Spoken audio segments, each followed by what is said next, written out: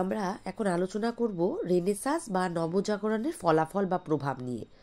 যে কোনো জিনিসেরই ভালো খারাপ দু ধরনেরই ফলাফল থাকে বা দু ধরনেরই প্রভাব থাকে। তো প্রথমে আমরা অবশ্যই ভালো দিকটা দেখব যে নবজাগরণের ফলে কি কি ভালো পরিবর্তন পুরো বিশ্ব জুড়ে হয়েছিল বা ইতিবাচক প্রভাবটা আমরা বেশি দেখব। প্রথমত, নবজাগরণের ফলে ইতিহাস চর্চায় একটা বিশাল বড় পরিবর্তন আসে। সাধারণত বলা হয় ইতিহাসে তিনটে যুগ থাকে, প্রাচীন, মধ্য আর আধুনিক। আর এই নবজাগরণ বা রেনেসাঁসের যে পর্যায়টা পৃথিবী জুড়ে চলেছিল সেটা ছিল আধুনিক যুগের প্রথম পর্যায়। মানে মধ্যযুগ শেষ হওয়ার পরবর্তীতে আফটার 1453 এই সময় তাতেই নবজাগরণ শুরু হয়। আর এই সময় থেকেই পৃথিবী জুড়ে আধুনিক যুগেরও শুরু হয়। ধীরে ধীরে আধুনিক যুগটা আরও এগিয়ে যেতে থাকে। এইভাবেই নবজাগরণের মাধ্যমে আধুনিক যুগ বিভিন্ন দিকে, সেটা ধরো ইতিহাস চর্চা বলো, সাহিত্য চর্চা, জ্ঞান বিজ্ঞান চর্চা, জ্যোতিষশাস্ত্র, জ্যোতির্বিদ্যা, নৃত্য সঙ্গীত চর্চা, চিত্রকলা, সমস্ত দিকে প্রচুর প্রচুর পরিবর্তন আসে। আর এই সব কিছুই নবজাগরণেরই এক একটা ফল। ইতিহাস চর্চার ক্ষেত্রে যদি আমরা পরিবর্তন দেখি তাহলে সবার আগে যেটা লক্ষ্য করা যায় যে সমাজে মানবতাবাদটা ভীষণভাবে গড়ে ওঠে বা বেড়ে ওঠে মানুষের মধ্যে। মানবতাবাদটাকে আমরা সাধারণত উন্নতির দিক হিসেবেই ধরে নিই। সাহিত্য, শিল্প, বিজ্ঞান এই সমস্ত চর্চায় যখন প্রচণ্ড উন্নতি হয় তখন সেটাকে মানবতাবাদের যুগ হিসাবে দেখে নেওয়া হয়। যে প্রচণ্ড পরিমাণে উন্নতি হচ্ছে, মানুষের মানসিকতার উন্নতি হচ্ছে, মানুষের চিন্তা ভাবনার উন্নতি হচ্ছে। যত মানুষ শিক্ষিত হবে মানুষের চিন্তা ভাবনা, তার আদর্শও উন্নত হবে। আর যত এই উন্নতিগুলো লক্ষ্য করা যাবে ততই বলা যাবে যে মানবতাবাদটা বেড়ে চলেছে। এই সময় যে রাষ্ট্রনীতি গড়ে ওঠে, এই যে ধরো গণতান্ত্রিক চিন্তাভাবনাগুলো গড়ে উঠছে, ধর্মনিরপেক্ষ রাষ্ট্রের চিন্তাভাবনা গড়ে উঠছে, তার প্রধান স্তম্ভ ছিলেন ম্যাকিয়াভেলি, যার বিখ্যাত বই দ্য প্রিন্স ডিসকোর্সেস, যেখান থেকে নব্য রাজনীতি চিন্তাভাবনাটা মানুষের মধ্যে আসে, যেখান থেকে রাজতান্ত্রিক চিন্তাভাবনা থেকে বেরিয়ে এসে মানুষ ধীরে ধীরে গণতান্ত্রিক চিন্তাভাবনা এগিয়ে যায়, জনগণের শাসনের কথা ভাবে। এটাও কিন্তু ইতিহাসের ক্ষেত্রে একটা বিশাল বৈপ্লবিক পরিবর্তন, এবং যেটা অবশ্যই হয়েছিল এই নবজাগরণের সময়। সাহিত্য চর্চার ক্ষেত্রেও প্রচণ্ড পরিবর্তন আসে। বিভিন্ন ধরনের ধ্রুপদী ভাষাগুলো, যেমন গ্রিক, ল্যাটিন ভাষা, এগুলোকে ধ্রুপদী বা প্রাচীন ভাষা হিসেবে গণ্য করা হয়। এই ধরনের ভাষা চর্চাটা সেই সময় গড়ে ওঠে। প্রচুর ঐতিহাসিকের কথা, সাহিত্যিকের কথা আমরা জানতে পারি। যেমন দান্তে একজন প্রতিভাধর দার্শনিক, কবি, লেখক ছিলেন। দান্তে বা দাঁতে মানে চন্দ্রবিন্দু দিয়েও উচ্চারণ করা যায়, দাঁতে। তার বিখ্যাত বই ছিল হচ্ছে ডিভাইন কমেডি, পবিত্র মজার একটা বই, যেখানে তিনি খুব সাধারণ গল্পের ছলে, হাসি মজার ছলে মানব প্রেম, ভালোবাসা, দেশপ্রেম, স্বাধীনতা সব কিছু নিয়ে ইটালিকে তুলে ধরেছেন ইতিহাসের মতো করে। পেত্রাক আরেকজন বিখ্যাত কবি ছিলেন, ফ্রান্সিসকো পেত্রাক। তাকে মানবতাবাদের শ্রেষ্ঠ প্রবর্তক বলা হয়। তার বিখ্যাত কবিতার প্যাটার্নটা ছিল সনেট, মানে প্রতিটা লাইনে 14টা করে অক্ষর থাকবে এবং সেগুলো সবই বেশিরভাগই দুঃখের হবে। সেটা যদি প্রেমের বা ভালোবাসার কবিতা হয় সেক্ষেত্রেও সেটা একটা ট্র্যাজিক এন্ড থাকবে, কাব্যের ছলে। এই জাতীয় কবিতাগুলো লেখা শুরু হয়। বোকাচিও আরেকজন বিখ্যাত গল্পকার ছিলেন, বোকাচিও। তার লেখা বইয়ে সেই সময়কার ইতালি বা ইউরোপে যে প্লেগ অসুখটা ধরা পড়েছিল সেটার উল্লেখ রয়েছে।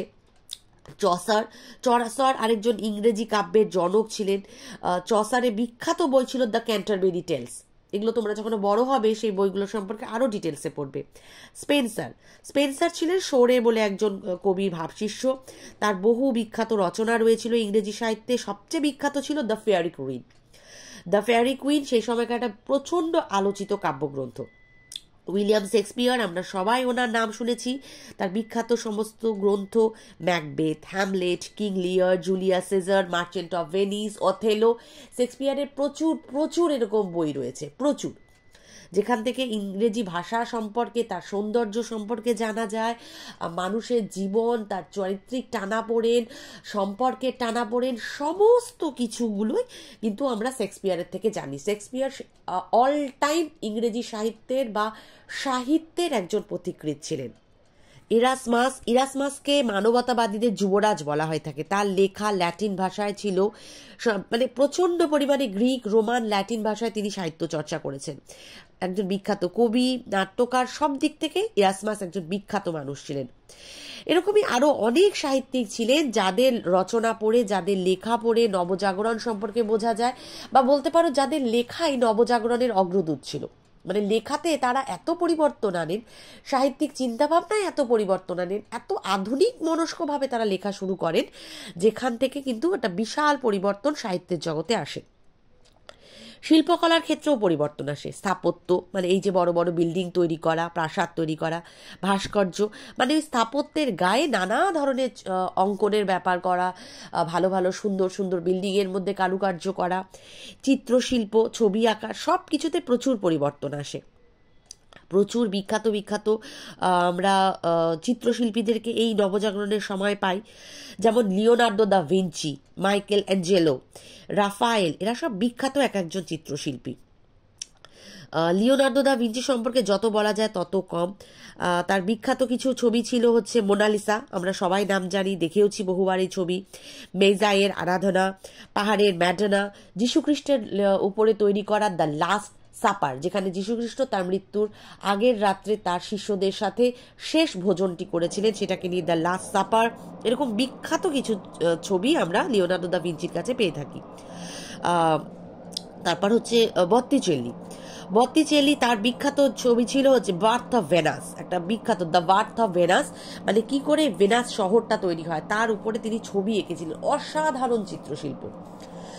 মাইকেল এঞ্জেলো বা মিকেল এঞ্জেলো, আমরা মাইকেল এঞ্জেলো বলেই জেনে এসেছে তাকে, মিকেল এঞ্জেলো তাকে বলা হয়ে থাকে।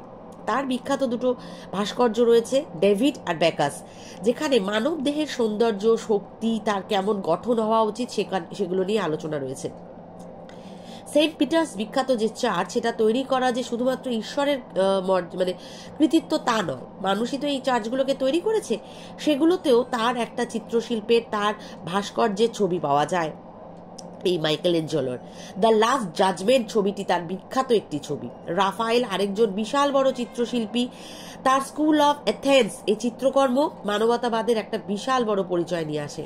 তার আঁকা কুমারী মাতা মেরির ছবি, মানে যীশুখ্রিস্টের যিনি মা ছিলেন, মাতা মেরি, মাদাম মেরি, যেটার অ্যাকচুয়াল নাম দিয়েছিলেন তিনি সেই সময় ম্যাডোনা, সেটাও একটা বিখ্যাত চিত্রশিল্পের একটা উদাহরণ। ভাস্কর্যের ক্ষেত্রেও, মানে এই যে ধরো বড় বড় প্রাসাদগুলো, তার মধ্যে যে খোদাই করা চিত্রশিল্প, সেগুলোকে ভাস্কর্য বলা হয়। সেক্ষেত্রেও মাইকেল অ্যাঞ্জেলো, ভেরোকিও, দোনাতেল্লার বিশাল অবদান রয়েছে। মাইকেল অ্যাঞ্জেলো তো বললামই আমি, ডেভিড, ব্যাকাস, পিয়েতা, এগুলো উল্লেখযোগ্য এক একটা ভাস্কর্য শিল্প ছিল। পিয়েতা একটা বিশাল ভাস্কর্যের উদাহরণ ছিল।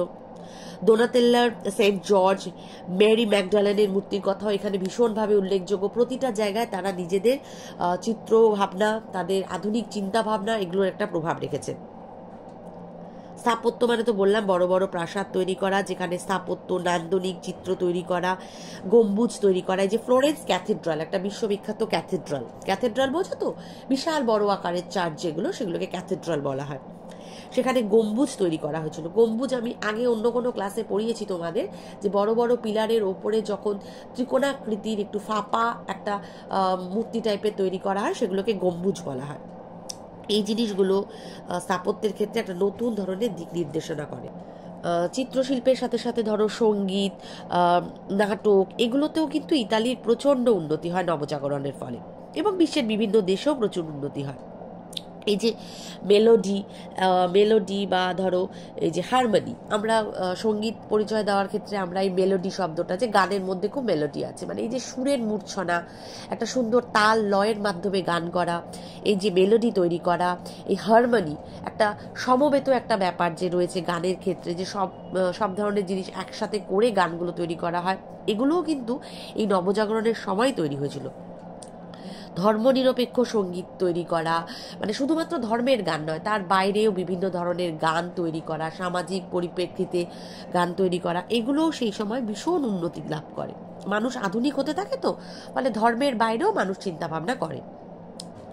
বিজ্ঞানের ক্ষেত্রে বিশাল উন্নতি হয়। জোহানেস গুটেনবার্গ, তোমরা ক্লাস 10-এও পড়েছ, যিনি ছাপাখানা বা মুদ্রণ শিল্পের জনক বলা হয় যাকে, তিনি বিখ্যাত বিখ্যাত সমস্ত ছাপাখানা তৈরি করেছিলেন, যেখান থেকে প্রচুর বিখ্যাত বই ছাপা হয়েছিল। বাইবেল, সেই সময়কার প্রথম মুদ্রিত বই বাইবেল প্রথম ছাপানো হয়। জোহানেস গুটেনবার্গের থেকেই মুদ্রণ বিপ্লব চলে এসেছিল সারা পৃথিবীতে। রজার বেকন, যিনি বিখ্যাত একজন বিজ্ঞানী, তারও প্রচুর বই রয়েছে যেখান থেকে আধুনিক বিজ্ঞান সম্পর্কে জানা যায়। ফ্রান্সিস বেকন, তিনিও একজন কৃতি বিজ্ঞানী ছিলেন, যিনি নোভাম অর্গানম নামে একটি বই রচনা করেছিলেন, যেখানে থেকে নানা রকমের বিজ্ঞানের তথ্যগুলো জানা যায়। এরকম প্রচুর, এই যে ম্যাগনাসও বড় একজন বিজ্ঞানী। কোপার্নিকাস, সেই সময়কার একজন জ্যোতির্বিদ এবং বিজ্ঞানী। অ্যাকচুয়ালি কোপার্নিকাস পোল্যান্ডের যাজক ছিলেন।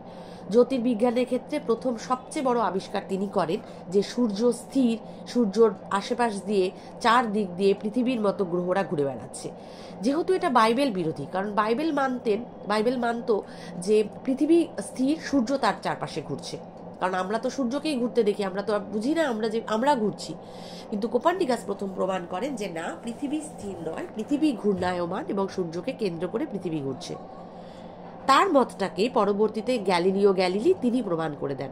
গ্যালিলিও প্রথম দূরবীন আবিষ্কার করেন। একটা বড় ধাতব টিউবের দুদিকে কাচের লেন্স বসিয়ে তিনি দূরবীন আবিষ্কার করেন এবং যেটা দিয়ে প্রমাণ করেন যে সূর্য স্থির, পৃথিবীর মতো আরও গ্রহ রয়েছে যারা সূর্যকে কেন্দ্র করে ঘুরছে। নানা রকমের চিন্তা ভাবনা পাল্টাতে শুরু করে মানুষ মানবতাবাদী হয়, মানুষ উন্নত হয়, মানুষের শিক্ষা দীক্ষা সমাজ সেবা সব ক্ষেত্রে প্রচুর প্রচুর পরিমাণে মানুষের পরিবর্তন আসে।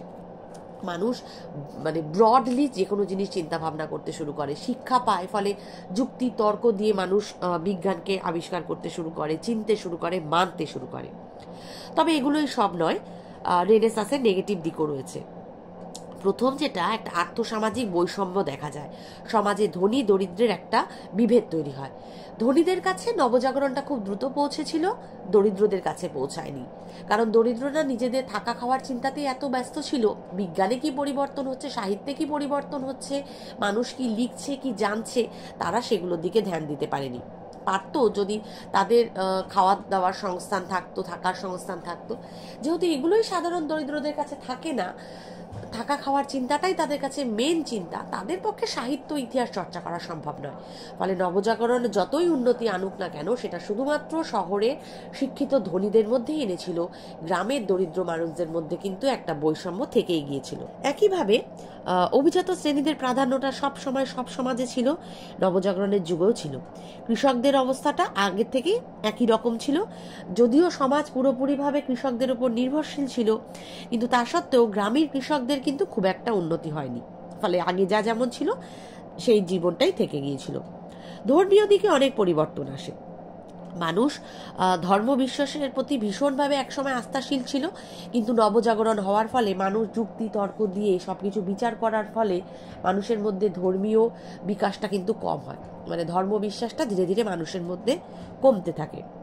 এখান থেকে আবার নৈতিক সংকট তৈরি হয়। মানুষ ধর্মকে ভয় পেত, ফলে অনেক সময় অনেক কাজ করা থেকে বিরত থাকতো, থেমে থাকতো। কিন্তু যখন ধর্মবিশ্বাসটা কমতে শুরু করছে, যুক্তি তর্ক বৈজ্ঞানিক চর্চা বাড়ছে, তখন মানুষ কিন্তু নৈতিকতা থেকেও সরে এসছে, কারণ মানুষের ভয়টাও কিন্তু ধীরে ধীরে কমে যাচ্ছে। আর এখান থেকেই বিজ্ঞান আর ধর্মের মধ্যে সংঘর্ষ শুরু হচ্ছে। রাজনৈতিক অস্থিরতা ভীষণভাবে বৃদ্ধি পায়। পোপের সাথে রাজার দ্বন্দ্ব, রাজার সাথে জনগণের দ্বন্দ্ব, গণতন্ত্র যত বাড়বে, শাসক বা রাজার ক্ষমতা তত কমবে। এই জিনিসগুলোও কিন্তু নবজাগরণের ফলে হয়। নানা জায়গায় যুদ্ধ হতে শুরু করে, নারীদের অবস্থার অবনতি হতে শুরু করে। যাদের পয়সা থাকে, অর্থ থাকে, তাদেরই উন্নতি হয়, বাকিরা ধীরে ধীরে পিছিয়ে পড়তে থাকে।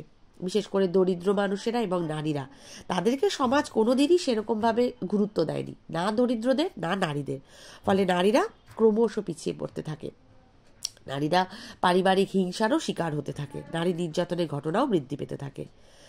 অন্যান্য সংস্কৃতির প্রতিও মানুষের অবজ্ঞা আসে, লড়াই পরিমাণ বেড়ে যায়, রাজায় রাজায় যুদ্ধ শুরু হয়, গণতন্ত্র যত বাড়ে, মানুষের অধিকার সচেতনতা বাড়ে, রাজা প্রজা এই সম্পর্কগুলো ধীরে ধীরে ভেঙে পড়তে থাকে, হওয়াটাই স্বাভাবিক। সাংস্কৃতিক একটা অবজ্ঞা চলে আসে, আমি বেশি উন্নত, তুমি অনুন্নত, আমার দেশে নবজাগরণ হয়েছে, তোমার দেশে হয়নি, তুমি এখনও মধ্যযুগে পড়ে আছো, আমি আধুনিক যুগে চলে এসেছি। এই ধরনের বিরোধিতাও কিন্তু চলে। দাস ব্যবসা বেড়ে যায়, যাদের হাতে প্রচুর পয়সা থাকে তারা কি করে, বিভিন্ন দেশ থেকে দাস কিনতে থাকে, দাস বিক্রি করতে থাকে, ফলে মানবাধিকার লঙ্ঘন হয়, মানবিকতা বাড়ে কিন্তু মানবাধিকার কমতে থাকে, মানুষের অধিকার কমতে থাকে। দাস ব্যবসা করার ফলে অনেক বড়লোকেরা আরও বড়লোক হতে শুরু করে, দরিদ্ররা আরও দরিদ্র হয়ে নিজেদেরকে বিক্রি করতে বাধ্য হয়। ইসলামের সাথে খ্রিস্টানদের বিরোধিতা চলতেই থাকে, ক্রুসেডের মতো আরও প্রচুর হিন্দু মুসলিম, মুসলিম খ্রিস্টান দ্বন্দ্বগুলো ইউরোপে শুরু হয়, বিভিন্ন দেশগুলোতে শুরু হয়। যত মানসিক সংকট বাড়তে থাকে ধীরে ধীরে কিন্তু শিল্প ব্যবসার ক্ষেত্রে মন্দাও দেখা দেয়। মানে নবজাগরণ যেমন মানুষের চিন্তা ভাবনার ক্ষেত্রে উন্নতি এনেছিল, আবার বহু ক্ষেত্রে কিন্তু নানা রকমের সমস্যাও এনে নিয়েছিল, যার ফলে নবজাগরণের ভালো খারাপ দুটো দিকই রয়েছে।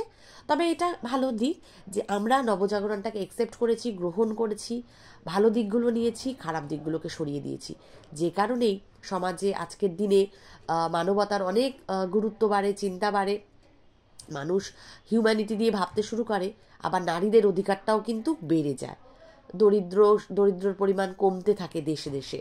ফলে আমরা নবজাগরণের ভালো দিকগুলোকে গ্রহণ করে খারাপ দিকগুলোকে সরিয়ে দিয়ে নিজের দেশকে, আশেপাশের অংশগুলোকে, সব জায়গাকে উন্নত করার চেষ্টা করছি এবং করেই যাচ্ছি। আর যতদিন আমরা করব, উন্নতি করার চেষ্টা করব, ততদিন আমাদের মানতে হবে নবজাগরণের প্রভাব আমাদের মধ্যে কিন্তু পড়তে শুরু করেছে।